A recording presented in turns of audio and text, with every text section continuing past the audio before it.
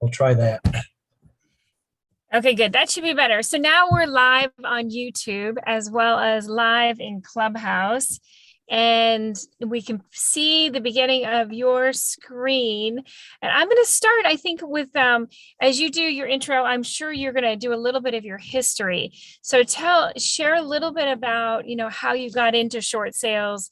And then, one of the big things that people keep asking me about short sales is, of course, even yesterday, I ended up talking to several people who had sold their property in the last year and made a lot of money. And now they're like, so are there going to be short sales and foreclosures? And are there going to be things like that coming around?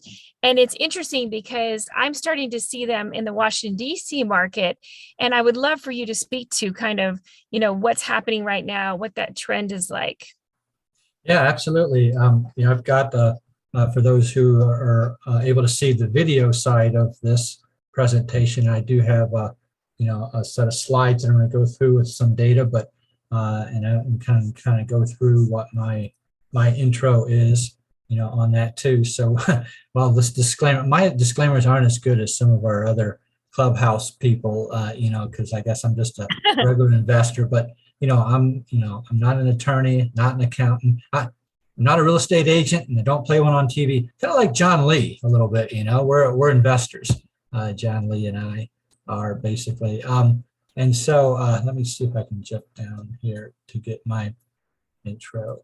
I've got basically, I'm a rehabber, and so I have done a lot of work. Basically, I. You may want to change your view to full screen so we can see the full slide. Okay. How to do that? Just make it for a better view. Okay, to full screen? Yeah, full screen. I'm sharing the screen, right? You're sharing, but yeah, you go back to your computer and you hit full screen, because right now we see all your home, all your tabs and your other stuff. Oh, okay. So I need to do it from PowerPoint. I'm doing it from a PDF file. Oh yeah, if you just put it, so that you can show it as if it's a presentation, it just looks a lot prettier and nicer and cleaner. Let's see if I can do that. Then I have to switch screens. I'm not real good at this. There we go. Okay. There you go. See, that looks so much better. Yeah. Now, okay. Yeah, it's kind of a pain because then it shows. Okay, that's fine. I'll figure it all out because I got notes that I want to say because I want to do what you're talking about. But basically, I'm not a real estate agent, not an accountant, don't play anyone on TV. Let me jump to me and what I do so you know about me. And I could say this quicker than I could trying to go through the slides, but basically I do a lot of research. I'm an entrepreneur. I've got business streams. I'm a chemical engineer. I left my corporate job in 2006, became full-time real estate investors in 2010. But I am just a small guy. There's a lot of people on Clubhouse and a lot of people in other locations that are syndicators and they're part of large companies and they have a boss and they work for somebody, and it's even in real estate, and it sounds exciting, but I'm just a small guy. So I rehab houses. I rehab about 5 to 10 houses a year. One of my claims to fame is all my renovated houses have sold in 7 days or less at list price or higher for 11 years. My typical profit is $90,000 per house. Now this is for me. Typical profit's $90,000 per house because I negotiate and buy short sales. Okay, these are directly with the homeowner. These are not on the MLS. I'm going to repeat this, Jennifer. These are not homes with a realtor on the MLS. If you want to buy a short sale, you do not go to the MLS and work with a realtor. And that's because the realtor is not trained how to do short sales as an investor, okay? They have already, I'm sorry, but messed it up by listing the home for sale. Okay, so basically I work with the homeowners and the lender and I negotiate with the lender. Now, let me be clear. Realtors are super important in this process. I have a realtor on my team But as an investor, you don't go to the MLS to find a short sale. And basically, I'm a hard money lender, so I've got over $3 million. I lend out of my IRA. It's my money, not somebody else's. I lend you all the money to buy it, all the money to fix it up, all the money for the points on the loan, all the money for the monthly interest payments. You need no money at all in the rehabbing process in my lending program. And that's my heart and passion, is to help new rehabbers out. It's my money. It's not syndicated with it. I started doing, one-on-one real estate coaching back in 2018. I did my first presentation for John Lee in July of 2019, okay? A short story and short sales, and basically 150 people showed up. And at the end of the presentation, they all got mad because I had nothing to sell them at the back table. And so that kind of launched my training and education that I've been doing since 2019. I now have 3 workshops, basic, intermediate, and advanced, now teaching other people. But basically, that's a quick intro, to who I am and what I do with it. I'll hand it back over to you, Jennifer. I can go in then to some statistics that you talked about that you wanted to look at, but I will just kind of hand it back to you at the moment. Absolutely. So the one thing that I think that's perfect is to kind of give a background on, how I think everyone who ends up in real estate investing, it's really important to understand that everybody has their own path on how they end up here and what that looks like. And so one of the big things that I think it's important to share that part of it. It's also really important, one of the things that I started with when I said I'd really love for you to share about the trends that are happening, because we see this so much where people are asking. And like I said, I'm licensed actually as a real estate agent in Virginia, DC, and Maryland. And I wanted to comment on what you said. I think it's really important to understand. I actually have a little course that I teach now that is the same thing as you. I used to talk about certain subjects, and then people were like, "What? But can you teach it?" And so I've come up with all sorts. I have a first-time home buyer class, but one thing I do is I also teach real estate agents how to work with investors, meaning that, again, a real estate agent is a very important part of your team, but you need to understand that, like you just explained, they're not necessarily going to be the right source for some of the best deals that you might have out there. And also, I wanted to, again, the same thing. I'm not a lawyer. I'm not a tax accountant. I'm all those things. I am licensed as a real estate agent in Virginia, DC, and Maryland, and soon to be in Florida. But I wanted to say that it's very different on how even short sales are handled. So make sure you understand how they're handled in your state. But go ahead, let's talk about what you have highlighted on the screen now. Yeah, so you want to do some market updates on it. I'll show you something from my recent, I got a monthly group coaching call. So it's on Facebook. And so I'm a data junkie nerd, unfortunately. Background, what I said, was engineering. And so I'm really big on statistics. So I present these, all the time. I'm reading these all the time. I post them in my Facebook group like every other day. And so this is from a recent analysis that I was doing for my group, and I'll just kind of read some of my notes to try to keep it succinct. I don't want to read the entire article to you, so I kind of look at my other computer screen so I can just kind of read, what my summary of this particular report is. And like I said on my slides there, anybody that wants my slides, they can just text short to me, SHORT, to my phone number at 636-685-2990, and I'll give you all these websites, all the slides you're about to see on YouTube, and those on Clubhouse. Text short to my phone number, and I'll send you the same slides and presentation, because you're not going to have time to write it all down and copy it off the screen or even take pictures of it. I'll send you the slides. But yeah, it's really important, Jennifer, to kind of keep track of where we're at in this country, where we've been, and where we're going. So it's I've been doing this for 11 years, so this is not new to me. But for those who don't know what a short sale is, I'll cover that after I go through some market statistics, but super quick. For those that aren't familiar with it, a short sale is basically when the homeowner is behind on their mortgage payment, and if they sell their home, they cannot pay off their loan with it. And the actual technical definition isn't paying off their loan, it's actually paying off all of their debt. So it isn't just the mortgage on their house. So if they're late, they're behind, the bank's going to foreclose on them. You would want to sell the home. You find your realtor, your realtor you used the last time, right? Okay, and then you sell your house. Well, you can't do that if you owe more than what it's worth, and that's not just the mortgage. That's your bank credit card, judgments. It's your loan, your second mortgages, your home equity lines of credit. It's any judgments that you have from anywhere else attached to your house, your HOA liens, your federal, state tax, a lot of debt, see, that are piled up on people, and you have to pay all of that off. Otherwise, it's a short sale, and now you get into negotiation with the bank. And so let's kind of look at where we're at, today in some of those statistics. So, basically, whoops, okay, you stopped the recording, Jennifer. But anyway, let's go ahead and go on with it. I guess you're still there, right, Jennifer? Jennifer, are you still there?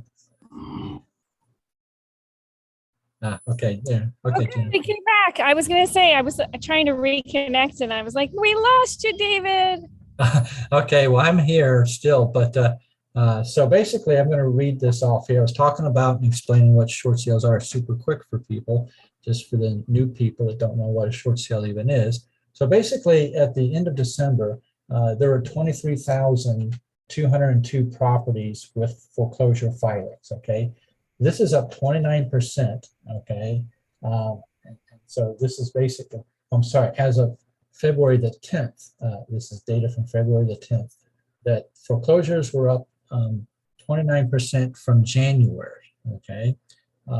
They're up 139% from 1 year ago. So foreclosures have more than doubled from a year ago.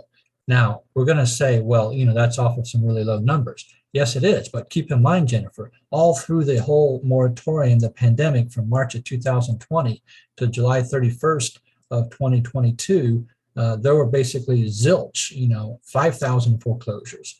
Okay, now there's 23,000. Okay, we're up 139% and stuff, and so if you compare this to 2.4 million delinquencies in August of 21, the day that the moratorium ended, August 1st, there were 2.4 million delinquencies. $23,000 people divided into 2.4 million. Jennifer, it's a horrific situation out there, boiling underneath the ocean. It's a giant iceberg. Okay, there are 2.3 million people who are delinquent on their loans. They've only started the foreclosure on 23,000 people. So it's a huge problem out there. Lenders basically took back 4,000 properties. So out of these 23,000 filings, they only took back 4,000 properties, okay, through January of 2022. But that's up 57% and 235% from last year, the seventh consecutive month with the annual increase in completed foreclosures.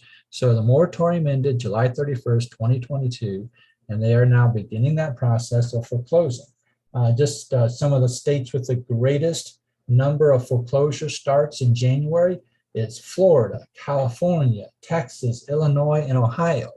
Okay, come on, give me a break. Florida and California, those are beautiful states, but they're the second and third highest states in the United States with delinquencies, with foreclosure starts, that are happening. So that's that one. Okay, the MBA, okay, Mortgage Banker Association, has a statistic out here that basically, it's February 10th by loan type, okay, that 3.52% of all conventional loans are delinquent. That's a phenomenally huge number. Here's the worst one, Jennifer, people need to be aware of, highlighted on the screen. The FHA delinquency rate is 10.76%. Jennifer, 1 out of every 10 loans in this great America are delinquent, okay? They have not made their payments. Scary number. That's It's amazing. horrible. It's horrible. And people think that, oh, I put my house on the market and it sold in 2 days and I had 20 offers, and all that's true, Jennifer. It's true, but there's a society of people in this country who did not recover from the pandemic. And so it's a terrible, terrible number.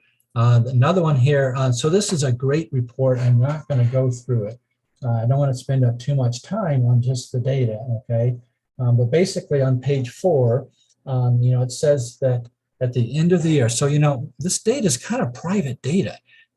December of 2021 is the latest report we have, even though we're sitting here in March, and this is on a quarterly basis. And so they've got to kind of, aggregate this data. Black Knight does this. And so, these are rock solid. This is a 30-page report on it. Now, just highlight page 4, that there are 2.1 million delinquent people as of the fourth quarter, December 31st. Okay. There are almost 1 million people that are seriously delinquent. That means they're way over 120 days. That means the bank could snap their fingers and they could foreclose immediately on that person legally, because the moratorium did end. Now, snap your finger is a process with the banks. It's not literally snapping them, but they can start that process where they go to your state's process in your state for that. And I'm glad you pointed out you need to understand the process in every state. And Jennifer, it's actually different than that. You should need to understand it in every county, because each county has its own legal newspaper, and that's where I teach you to find these. I do not teach you to go to a realtor on the MLS to find short sales. It's too late. You need to go straight to the homeowner, and you need to get a foreclosure listing, and you need to step in and help those people, with your team, with you doing that. So 1 million people are seriously delinquent. It's every month people are in forbearance and they come off of that. Okay. And out of that million people, 130,000 got their loans back on track. Yippee, or whoopee, I would say, with it, only 130,000. 40% of those that have left forbearance, Jennifer, 40% have returned within 30 days. Okay, so you may see these statistics. Hey, so many people got out of the forbearance program. They're up on their feet. Great, right? Well, no, 40% have gone right back into it 30 days later. Worse yet, Jennifer, 3 months after coming out of forbearance, no one talks about this. 3 months after coming out with some kind of plan, some kind of workaround, some kind of solution that we're trying to help these homeowners with, 1/3 of them have failed after 3 months. 1/3 of the people after 3 months have failed in that workout program and gone back into it. And so talk a little bit about what that means as far as you're getting this data. And I know you said that this is, it's not data that you're getting from the mainstream media at all. I mean, they're still just talking about how there's multiple offers on properties, and that's true as well. But the report that you were just showing on the screen, and some of the sources you have, talk a little bit about where you're getting that information. Yes, very good. Like I said, I will send you all the slides and all the links to, to all of the stuff I just said to you. Okay. So here is Black Knight. This is the actual website address. Okay. So this is just some previous data. In August 1st, they went up 27%. Adam Data Services and Black Knight is the two sources that I go to with a lot of it to answer your question. Did that answer your question, Jennifer? Yes, sorry, I just muted myself so that you don't hear any background noise. Yeah, that's all right. But yeah, that was perfect. I just wanted to make sure that people can see, because again, differentiating away from what you might be seeing in the newspaper in like regular headlines that are out there right now versus I want to say the underlying story that's just not making headlines. And I don't know what your prediction is. Do you think it'll be by the end of the year that'll be more and more of a headline, or do you think this will just be kept quiet? Well, for Jennifer, I can't speak for the big box, monthly aggregator of news data, but I'm looking at this on a weekly basis, and I don't need to predict what they're going to say. I can tell you today what's happening right now, Jennifer. Yeah. Okay. So I just had, one of my students who made $100,000 on his first short sale. Okay. And then did it, he did 3 short sales last year. And so he quit marketing. So I'm just giving you a perspective of what's happening today, right now, that you're going to see in the future, okay, coming out in the headlines, is he stopped, made so much money, he stopped doing anything, Jennifer, doing any mailing, stopping anybody. He just restarted, and the first 15 letters that he sent out, Jennifer, the first 15, he now has 3 short sales out of 15 people. In other words, the 15 letters went out, 3 people called him and said, please help me immediately. I will do what you say. I will let you be authorized to do what you need to do in your state. And everybody in America needs to understand that you got to check your state rules. So just about everywhere in America, the common person like me can negotiate a short sale with a bank. The exceptions are the state of California, Florida, and Maryland. And those you need to be working with a realtor. Okay, you have to have an attorney's license or have a real estate license, in those. But the common person can help these families out and negotiate a short sale. He sent out 15 letters, 3 people responded, help, and they're working on short sales. Another student has 7 short sales in 1 week. So you're going to see this, Jennifer, coming out soon. And here is why. The CFPB, the Consumer Financial Protection Bureau, is overseeing all of this and has been the entire time. They're in charge of the banks. They're telling them what they have to do. They have to follow these guidelines. And I know what those guidelines are. They have stated foreclose immediately on tier 1 homes, foreclose on tier 2 homes, tier 3, tier 5, and tier 6. And that's what the banks are doing right now. And so what has happened is that the moratorium did end, but the banks weren't staffed up to do it. They laid everybody off for 18 months. There was no foreclosures. So the law firms laid off their attorney. Now they're gearing all that back up. And so I can tell you right now, what you're going to see in the news is that more and more people are doing that. The CFPB requires the banks to call the homeowner and hound them. Okay, just like the banks usually used to do, or how your debt collector does. They're required to communicate with the homeowner. Now the homeowners are freaking out. Oh my God, for 18 months, I didn't have to make any payments. What's going on? And now they find out that forbearance didn't mean forgiven. It meant that they had to pay it all back at the end. And so the homeowners are now reaching out to investors like us, John Lee, and other, you're reaching out to realtors, reaching out to people for help. So that's my prediction, Jennifer, to answer your question. Very well said. I think that it's, and I think that's part, I just wanted to have that conversation, is that just because you've never heard of it before, it's not that it's not happening, or that you're not seeing it in the mainstream media and they're just still talking about the multiple offers on things. So anyway, very well said. And also, I think my audio might have gone in and out while you were talking about, there are some states where you do need an attorney to be able to do some of the stuff that you do. So I always want to give that, I know you said it earlier, but just every state is a little bit different, but it's really important to understand that this is possible. Because number one, I think what you do is you're obviously you're looking to make money, but you're also looking at a way that you can create a win-win-win for people. And so I just think that's so important for people to understand that it's not just something where you're just trying to take advantage of people that are having a hard time. Yeah, I mean, you have to have a heart to help families out. You do not, reach out to someone who's in foreclosure and say, hey, David makes $50,000 to $150,000 profit on his short sale houses. Can I do a short sale on your house, Mr. Homeowner? That's not what you do. You have to have a heart to reach out and help them in their situation. They're about to lose their home. There's a foreclosure posting, and they need help. They've tried everything they can, and it's not worked. And they've got their problems, yes, but don't judge them. Don't condemn them for their problems. Don't condemn them for that 85-inch LCD TV they have in their house. It's not your place to judge them. It's your position to help them out of their situation. And then when you do that, the banks are very happy with you, okay? I just had a student who bought a house for $82,000. He put $50,000 in it, and he just sold it for $250,000.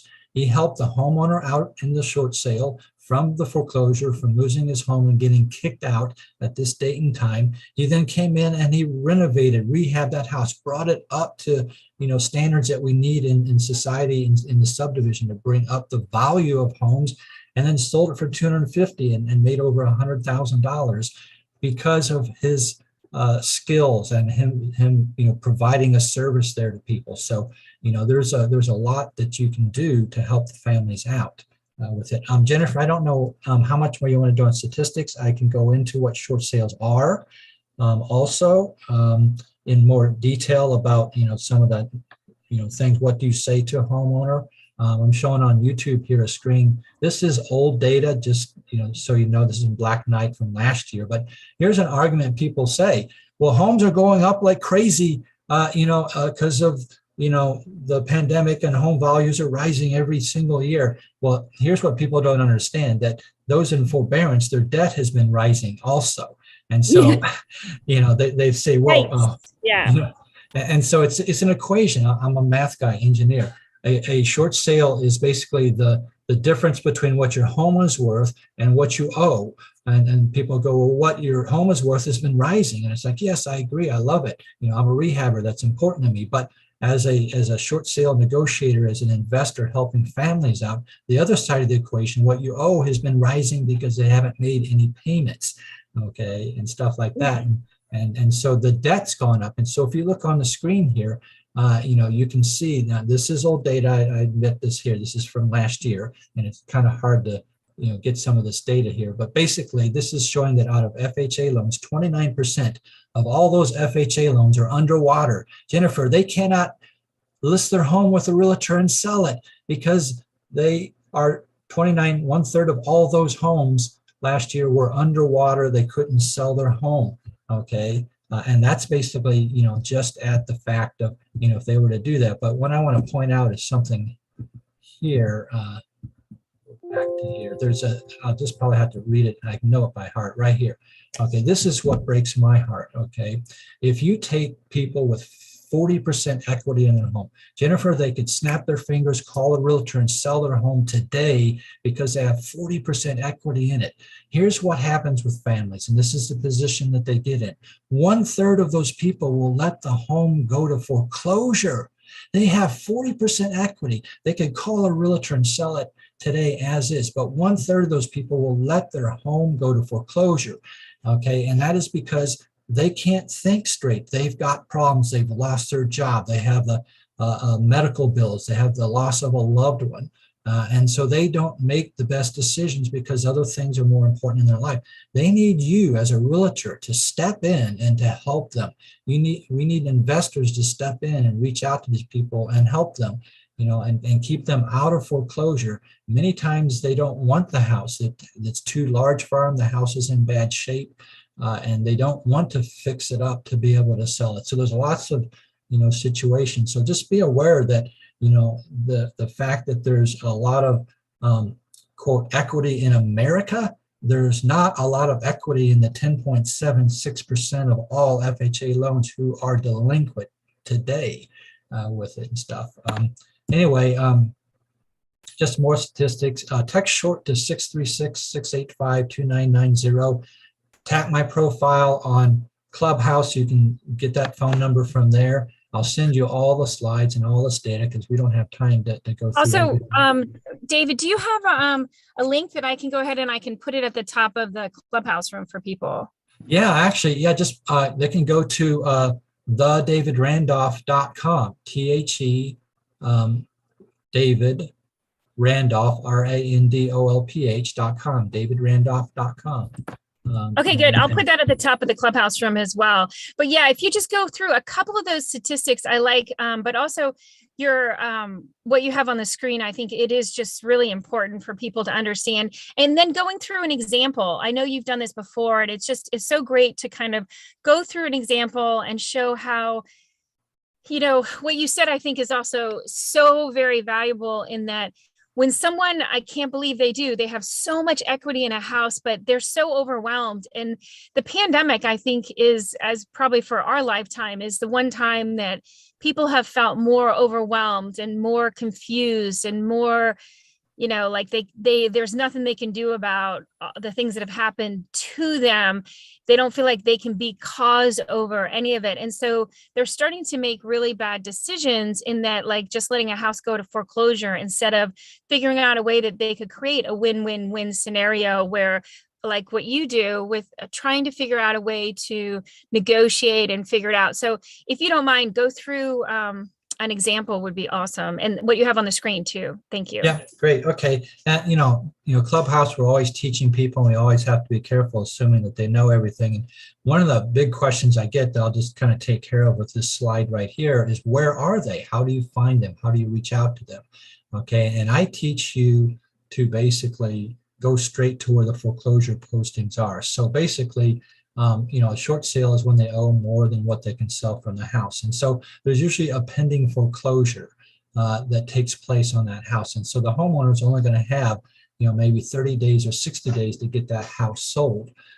In the state of Missouri, the bank will send out, the attorney will send out 2 30-day letters well ahead of time to tell the homeowner they better do something, but they don't. And so what happens is now, every county in America has to do a legal posting. So the state of Missouri, it's 21 days. Georgia's 30 days, California 20 days, Texas 21 days. So each state has a certain number of days that these have to be posted, and so that's where you find them. You reach out to there, and go to the foreclosure posting straight from the county. Let me be clear. I'm not talking about going to www.foreclosureme.com, some kind of aggregator website, but instead go to the county legal newspaper.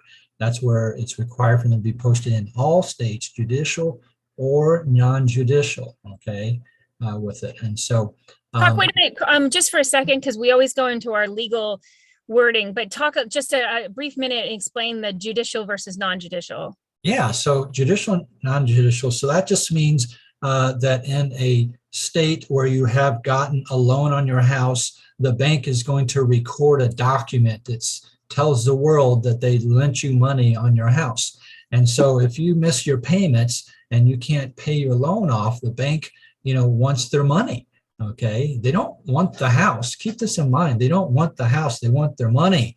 Okay, the banks aren't in the business of rehabbing houses. So therefore, they have a process to basically get their money back. And that process will lead them down the path of taking the home from you. And in Missouri, you still owe the money. I want to keep in mind, in each state, check your state, but in almost all states, you still owe the money except for Arizona.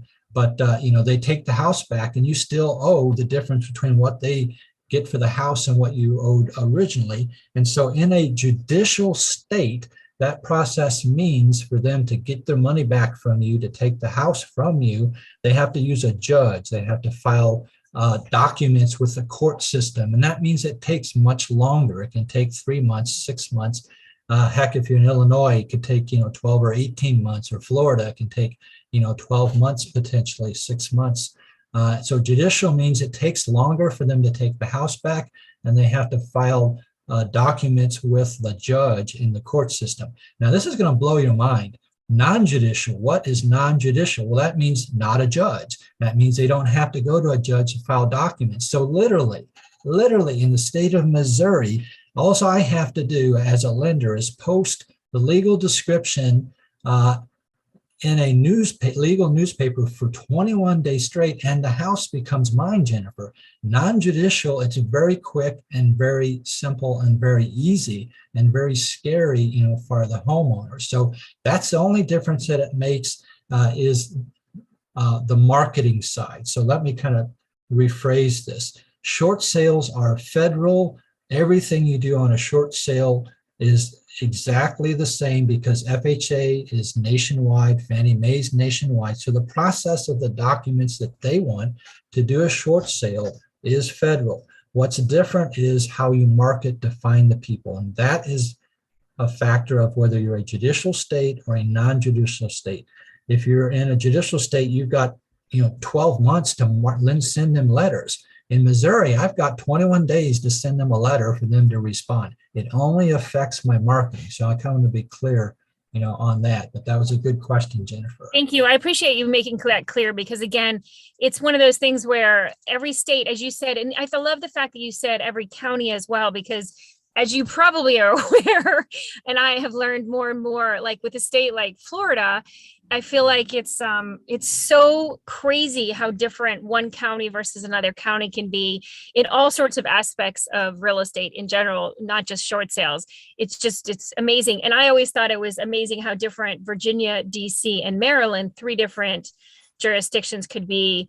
But now I've been doing a lot more in Florida, and I'm just absolutely astonished by the differences. Anyway, so I just want to make sure that people realize that it is different depending on whatever state you are, but also looking at the county regulations and processes and procedures and stuff. It is really important. And then thank you for the differentiation. You talked about FHA, and for anyone who's listening who doesn't understand, anything that's government backed, a government backed loan, that process is one way versus other loans, which are not backed by like an FHA, a government guarantee, so to speak. Those are, I want to say, a different animal, shall we say? Yes, I mean, there's also then you can make the distinction between jumbo loans, over say 800,000 and less than that. So there aren't very many rules on jumbo loans. The lender can do whatever they want. I told you earlier, I'm a hard money lender. Okay. I just post it for 21 days and I take the house back as a hard money lender.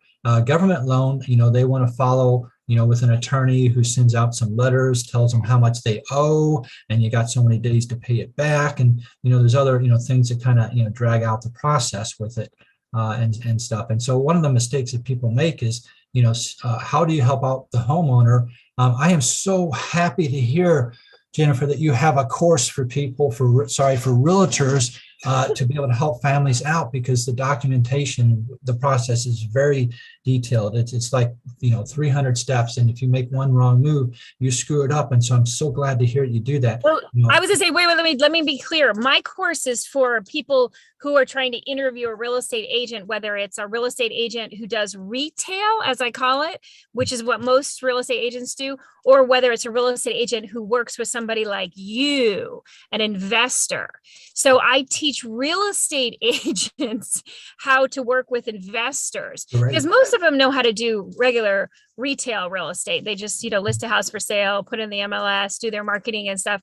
But learning how to work with an actual investor on it is a completely different animal. And not just, I mean, short sales is one aspect, but so many things. If you're working with a real estate investor, it's very different what you're looking for in your comparables, in as we call it, the after repair value. You have to be able to work with a real estate investor like yourself in a very different way than you would, as we call, the retail real estate agent, who's just looking to help, a buyer find whatever's on the market right now.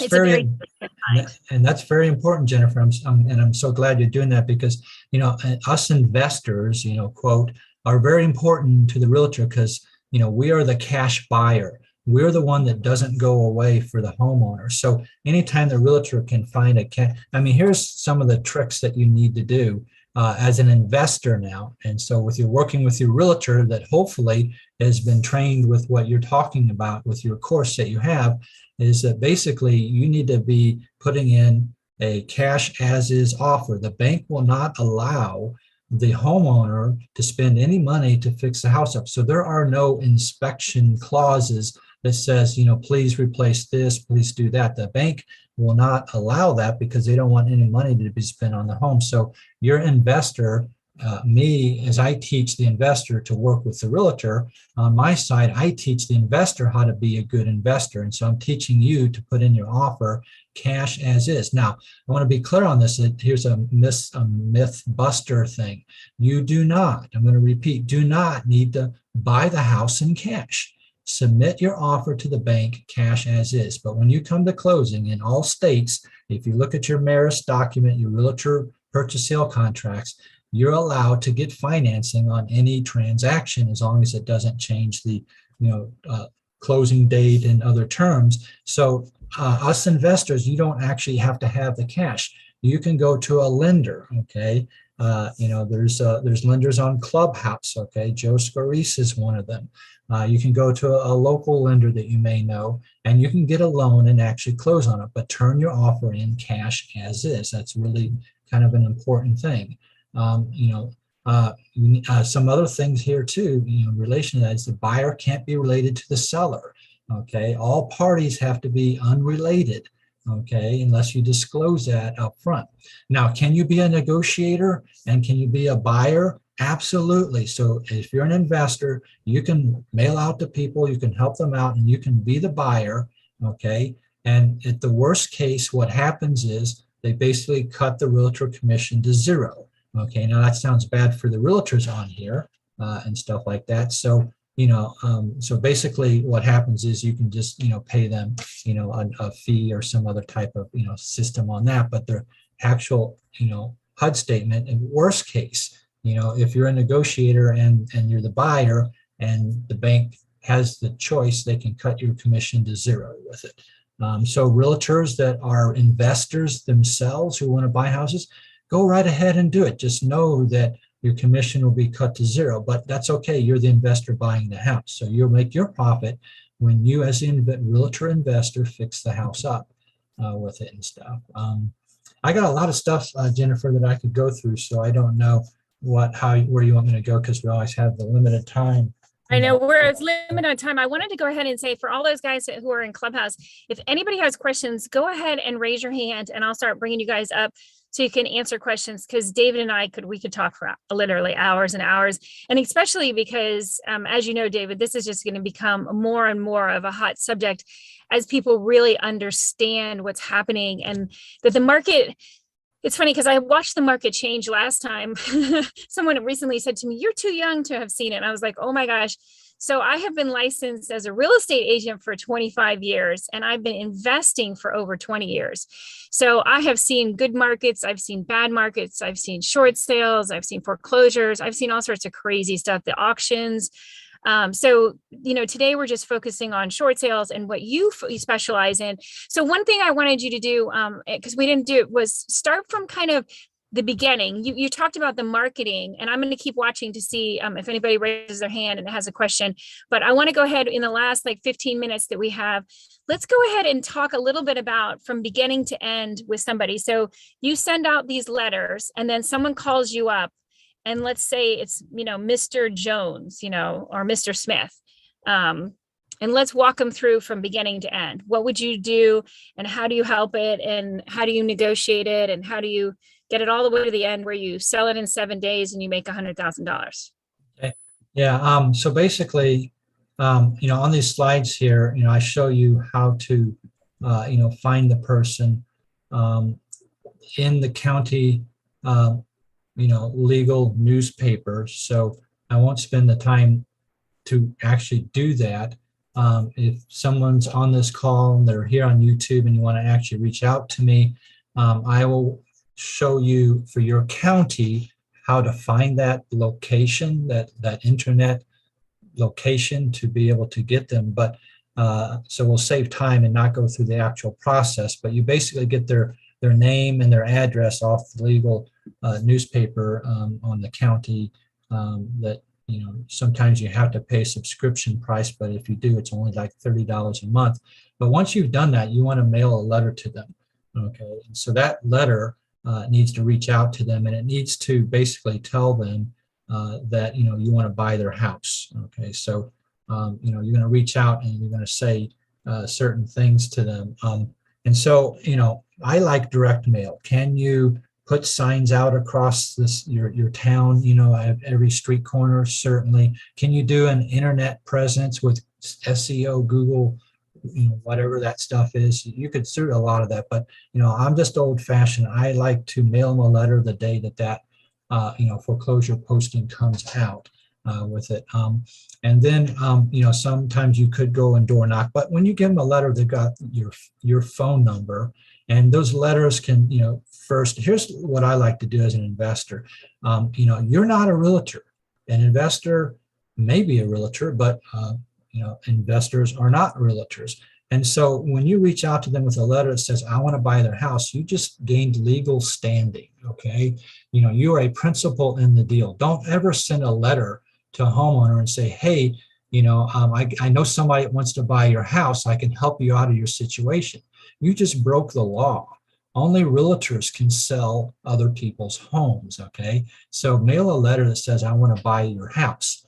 And that's not what the letter says exactly, but I'm being brief with it. But you establish that legal standing that you're the principal, in the deal with it. And so then after that, basically, you're going to want to find out what type of loan that they have. They're going to call you up. They're going to say, hey, I got the letter. Now, I also then suggest other letters, okay? Letter 2 and a letter 3. And in those letters, you want to talk about options and tell them that, you have a foreclosure date and it's on this date, because these are publicly posted. These are legal filings. You can say in your letter, you have a foreclosure date on this date, okay, because it's posted in the legal paper.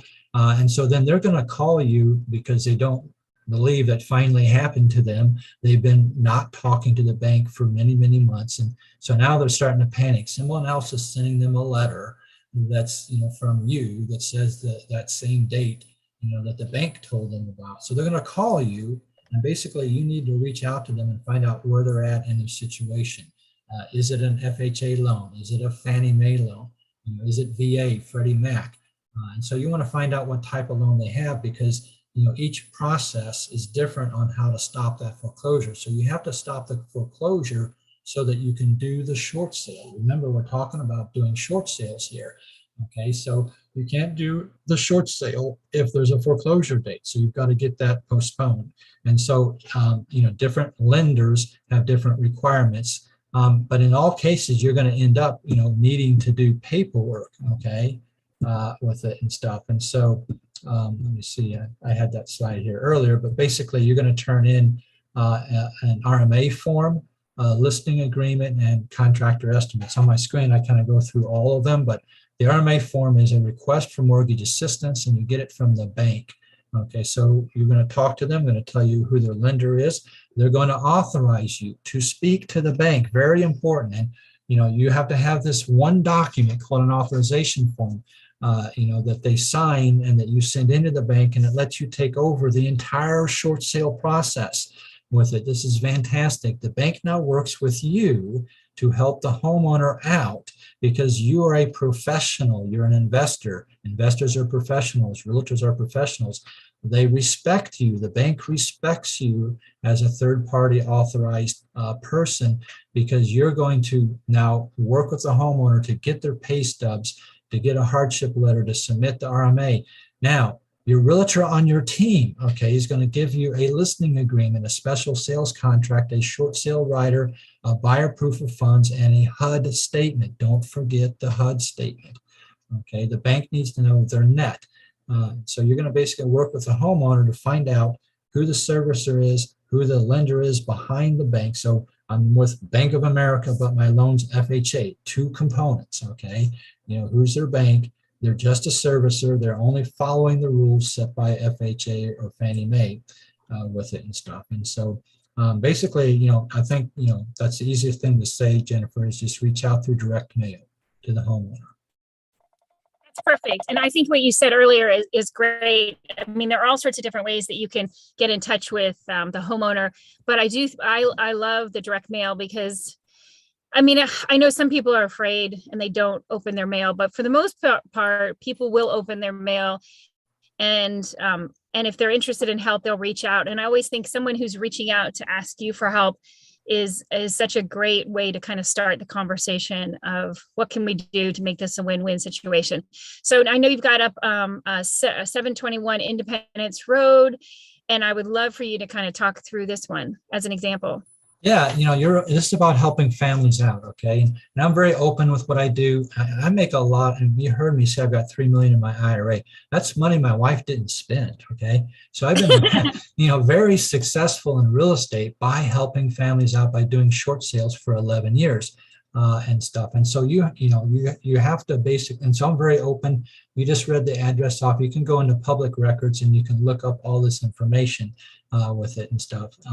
And so basically, this was a house in Cottleville, Missouri. where it was what's called a hoarder house. Hoarder people that store stuff. You see them on television shows now, right, and stuff like that. But basically, this is a home that's like a nightmare for a realtor, right? I mean, how many times have you had a friend who wanted you to list their home and you found out your friend was a hoarder, and you go into their house and it's like, oh my gosh, what are we going to do with this? And it's just not the normal thing you can just throw up on the MLS and try to vacuum the carpet and put some cookies in the microwave. It doesn't work. And so this was a hoarder family, and they were so bad, Jennifer, that they violated the hoarder principle. The hoarders, they stack stuff up in the hallway on the right side and the left side. There's a little path that go down just to get to their bedroom and stuff. And it's 4 foot high, 6 foot high, and this junk from everywhere. They buy stuff and they stick it there with the tags on it still. There's old things that broke and don't work. And they violated that code. They put stuff in the path. Oh my gosh, they would have a plate with leftovers from dinner that they didn't get to the sink, and so, they actually were in that bad a shape they couldn't even, follow their own rules. And so they had the foreclosure coming up, and they weren't able to get themselves out of that situation. They weren't able to, find another job that had the income level they needed to support this payment on the house. But they also didn't know what to do with the house. So basically they reached out to me in this situation. And so I was able to step in and do the short sale on it.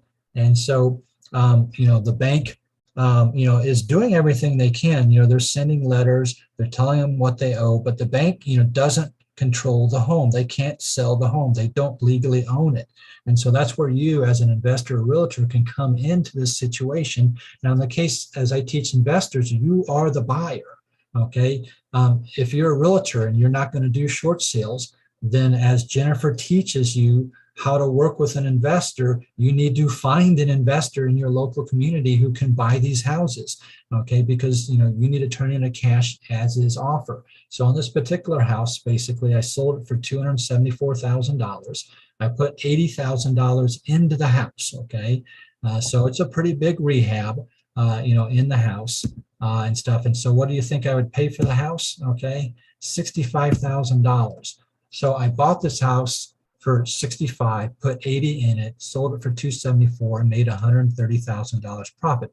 Go look it up in public records, And so, this is the kind of money that investors can make. Okay, I just sold a house recently. I told you about, one of my students selling one, bought it for 82, put 50, sold it for 250.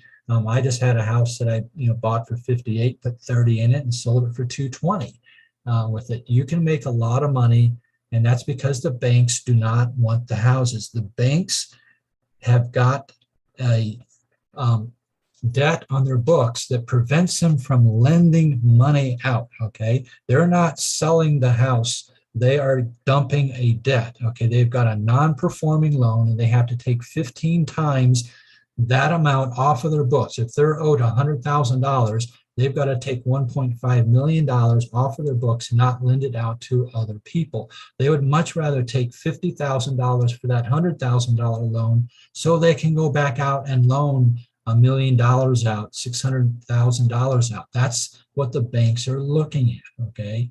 And there's a whole process to short sales. I've got a video, an hour and a half video that goes into it. If you text short to my phone number, I'll send you that video and slides on it. But basically, this is the result of what you can do by helping a family out who couldn't make choices in life and was going to lose that home.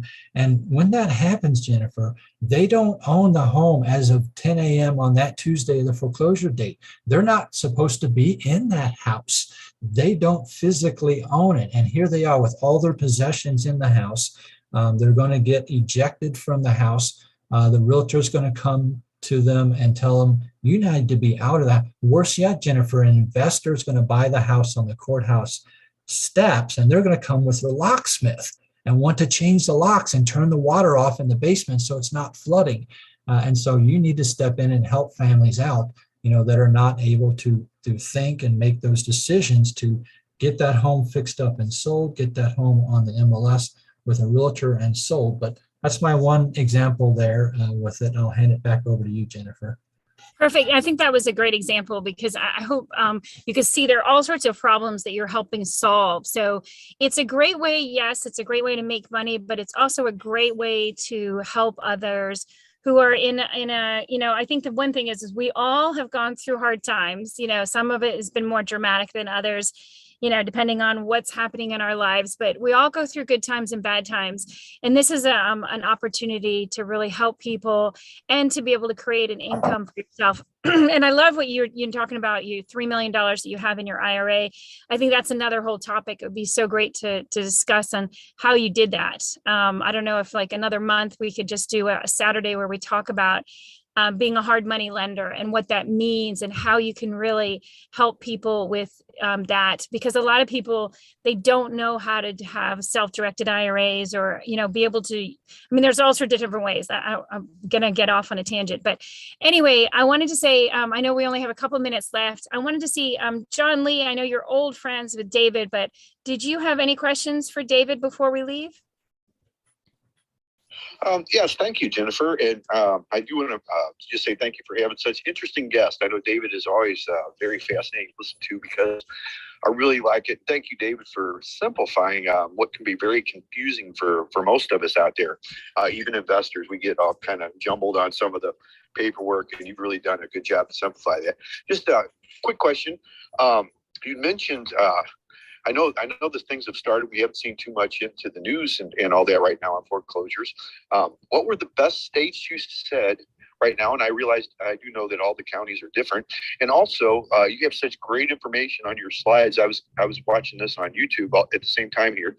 And what's the best way to get a copy of your slides? So if you can answer that, I appreciate it. Thank you. Yeah, there's a lot of, I just flipped through 64 slides we didn't have time to go through on YouTube. But, I have a website, thedavidrandolph.com. And that's because David Randolph was taken by somebody else. And then other people said to me, hey, wait a minute, aren't you the David Randolph? I said, yeah, I'm the David. Give me that website. So my website's thedavidrandolph.com. You can get more information on short sales from there. You want these slides that we went through here, and Clubhouse, you can't get slides on the screen. So if you text short, SHORT, to my phone number at 636-685-2990, I will give you the slides. Not at the moment because I'm speaking right now, obviously, but after we get off, I'll send you the slides. So 636-685-2990. And it also gets you that document you need to be able to talk to the homeowner. It's a crucial document that allows you to achieve everything we've been talking about. You've got to be authorized when you talk to the bank and stuff. And so that's a big crucial thing that you do with it. But yeah, thanks, John. Thanks, John. And we're at the top of the hour, so I'm going to go ahead and be honored that hour that we always are on. David, just stay for a second after we get off, but I wanted to go ahead and John, I want to ask you and David to, as you know, the one thing I'm known for is always that happy attitude and that silver lining. And we always look for the yay in every day. So I ask if you'll lift your voices and say yay with me, and we'll end the Clubhouse. So 3, 2, 1. Yay! Yay! I think John had his grandson helping us too. Thank you, thank you, thank you. See you guys in Clubhouse. And I'll go ahead and now I'm going to end us on